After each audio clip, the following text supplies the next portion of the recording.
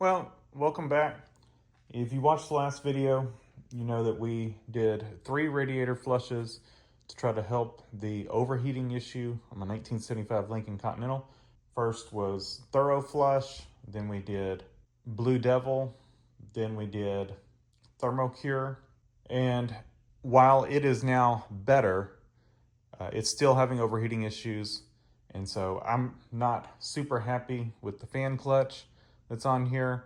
I feel like it's not locking up as much as it should. And so let's go ahead and replace the fan clutch.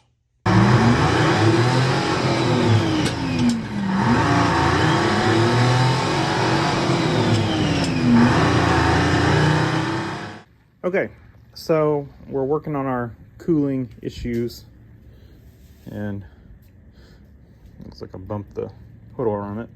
I was working on it. We'll leave it that way until we're done. So I put this fan clutch on right at a year ago. It's got about 2,500 miles on it. Put it on right before a Colorado trip. It's a Hayden, and to me, it's not engaging as much as it should. That's my thought.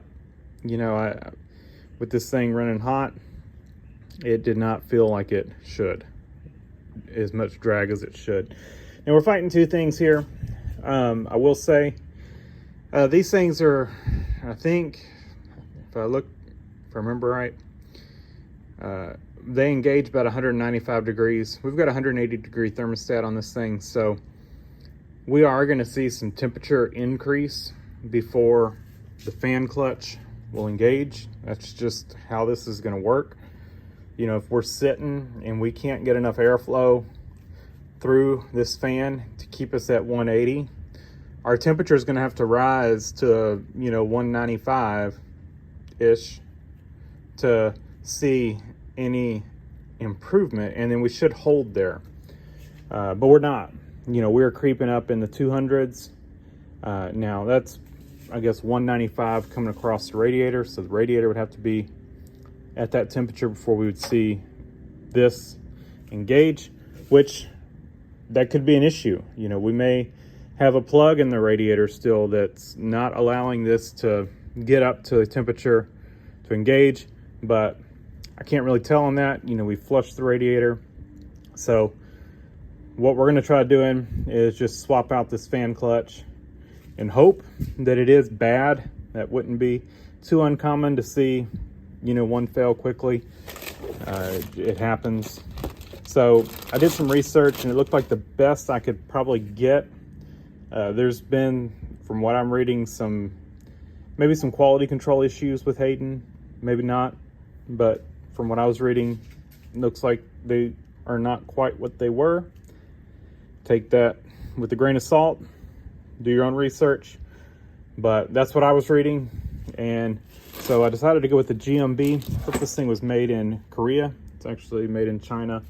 We'll see where the Hayden's made. I would assume they're probably made in China now, but got a little bit more beef to it. I don't know, that may translate to working better. It may not, but we're gonna swap the fan over to it, and hopefully that will fix our issue. The only thing else I would know to do, I really would like to get a heavy duty clutch. They don't make one.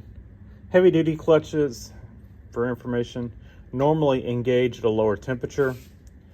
That's normally what the difference is. So like this one engages about like 195.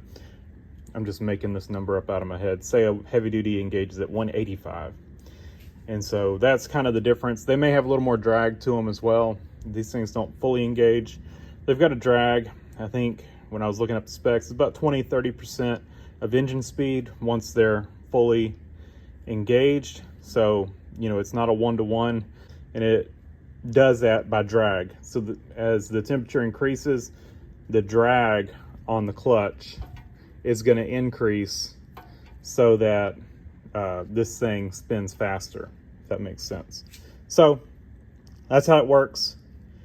Now, what we're gonna do is go ahead, before I swap this thing over, I'm gonna get a measurement of the diameter of the fan. And we've got this is a 7-blade fan. It should be quite a bit of cooling, you know, if we can get a clutch to engage quick enough. My thought is, if we can't, this still doesn't fix our issue, I might look into a different fan. And the only reason for that would be so that we could run a different fan clutch.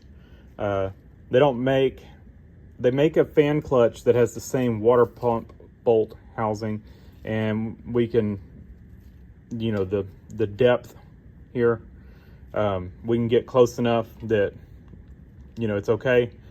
But the problem is the fan bolt pattern. I can't find one that has the same fan bolt pattern that is a heavy duty fan. But if we could maybe swap to some other Ford fan or a GM fan that's the same diameter, same blade count, because we don't want to go down, and we could put a heavy duty clutch on it, then, you know, we would be better off. But like I said, I'm just going to measure. So I've got that little piece of information so that if we need to go that route, we already have the info we need. So let me do that real quick. All right, so I measured, and it's about 19 inches, maybe 19 and a quarter. And so, like I said, that's just, so I've got this information in this video. So if I need to go that route, we can. I may just go measure a GM fan like on the C10, but I think it's gonna be larger than this, but maybe like some GM car or an S10 or something that's got a smaller fan, we could swap onto this thing. Problem is, I don't think we're gonna have a 7-blade. This is quite a good fan. So we'll see what we can find. We could even go aftermarket, but we're not ready to go that route yet. All right, got our fan clutch installed on the fan, or our fan installed on the fan clutch, however you want to say it. And we've got the hardware that came with it. In this application on mine, I don't need the bushing, and that's if your water pump snout is smaller than the hole in the fan clutch. In our case, it's the same size, so we're good, we don't need it. It came with new bolts. I was worried this thing might be metric, and that's why it came with new bolts. It's not. And you know, I just tested one of our old bolts. It went in just fine, and so I just reused our old hardware. Trust it more than the new ones. And I do use blue Loctite on these. That's just to be safe. I know they've got a lock washer, but we want to be safe. We don't want the fan coming off. I mean, it would be encapsulated. It's not like it could fly off. You know, it would be stuck between the water pump and the fan housing, but it could probably tilt and do weird things and probably ruin our radiator. It could probably tilt enough to get into the radiator. So we don't want that. We just want this thing staying put. So I'm gonna go ahead, snake this thing back in there. It's kind of hard to get in there, but it's doable.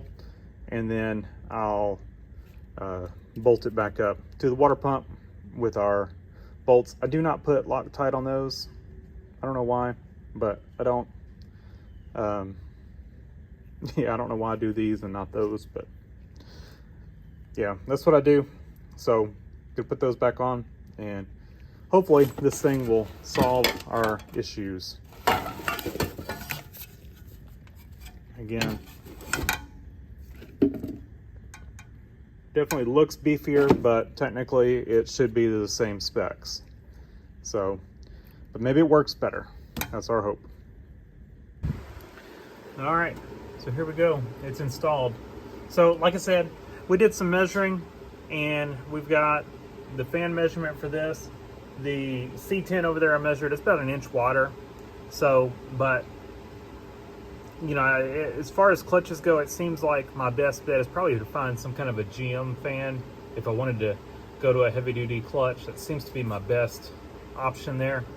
And if I can, as long as I can find the same water pump bolt pattern and you know, a fan that's at least as good as the one we've got, you know, a 7-blade. I could come up with some kind of a heavy duty clutch, and we've got plenty of room to the radiator.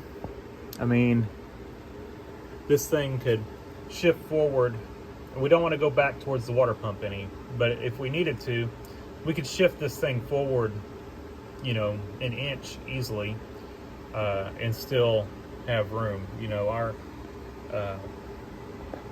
I don't know, you know, maybe the design of the shroud, it wouldn't work as well, you know, if it was shifted forward. But as far as radiator clearance, you know, we've got plenty of room. And some of this is just from my notes, this information, so that when we go to, or if I decide to go with some kind of a heavy duty clutch, I know what we can work with. As far as, you know, electric fans, I'm just not a huge fan of electric fans, at least as a primary cooling means. Prefer to keep it stock. You know, I just don't like the noise of those things buzzing all the time.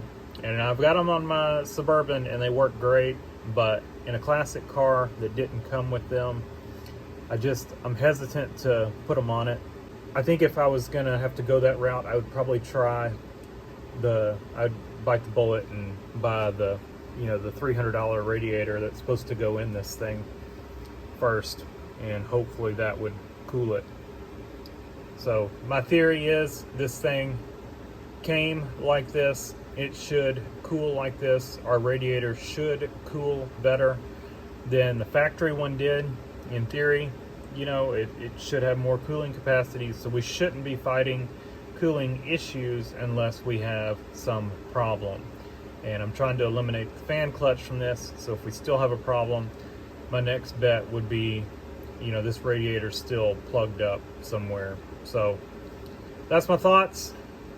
Let me drive this thing. We're going to take it through the school pickup line, because that's the ultimate torture test of a radiator, if anybody knows, is sitting in that school pickup line. But you know, this thing, I'm not even sitting there that long. I'm waiting. I'm waiting until that line's already moving before I get in line. So, you know, we're talking about less than 10 minutes of sitting through that line, and this thing is it's not overheating, but it's getting warmer than it should. I'll put it that way. So I've driven it, and unfortunately, it's not completely fixed. I feel like it's slightly better. So we made a little bit of improvement, but temperature's still creeping up when it's sitting, you know, school pickup line or traffic. And I want this thing to be able to sit if it needs to in traffic and not overheat. And so we're gonna look at our radiator options and address that in the next video. So until then, thanks for watching. Leave a comment down below, hit the like button, and subscribe for more. If you know of any heavy-duty fan clutch options that may be able to make work in this, let me know in the comments down below, because I'd be interested to know.